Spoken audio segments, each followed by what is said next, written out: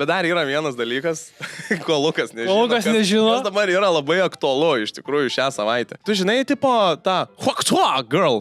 Haktua? Haktua. Jis atsirado Lietuvoje. Tai Lietuvoje yra dabar Haktua. Žodžiu, esmė yra tokia, labai koks buvo behind the scenes viskas. Tai buvo savaitgalį Bardakė klube.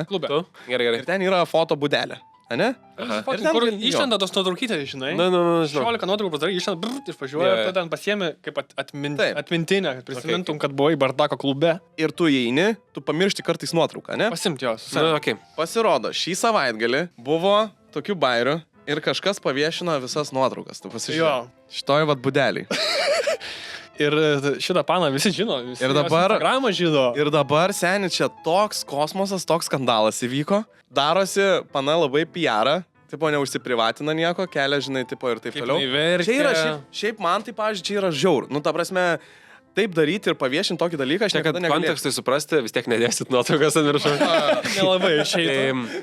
Pana oralinį daro bičai toj budeliai. Jo, bičo nesimato veido, pana, kuo puikiausiai. Jinai dar pozuoja ten. Čia žiaurų yra, čia žiaurų. Nu, tipo, čia natūralus. Aš šiaip nematau nieko blogo. Čia aš, pavyzdžiui, pasveikinčiau, kad turi gerą paną, žinai, ir čia yra ahuienai. Nu, jeigu panas sutinka su tam, Gerai, yra crazy žmonių, kuriems tokie dalykai yra fine. Ne, bet šiaip oralinis, tai čia yra, tipo, visiškai normalus. Tai čia iš tos pusės, kad čia pamiršo pasimti? Jo. Ir paliko. Ir čia ne viena nuotrauka. Bet šiaip iš viso konteksto, žinai, jeigu ta nuotrauka nebūtų, žinai, paviešinta, šiaip viskas yra man, pavyzdžiui, čia normalu. Ta fotka, aišku, jinai ten eina kažkur per forumus ir panašiai, nes, nelabai galima jos rodinti internete. Iš jos pusės, jeigu tada galiausiai pasidarys dar kokį OnlyFansai, tai čia, tipo, jie gerai iš tos pusės. PR-as, tai čia wow, kaip ėjo dabar. Jeigu jinai iš tikrųjų dėl to liūdi ir jinai gailisi, kad tai padarė, tai tu užsiprivatink ir po savaitės visi pamirš. Lietuvoje. Lietuvoje. Savaitė, dabar tavo bendradarbiai, žinai, kurie. Dabar tavo bendradarbiai, kurie. Bet ir tai, kas čia tokio? Nu ir kas čia tokio? Nu, tipo, jo. Aš išgėriau kažką biškiai, hihaha, viskas.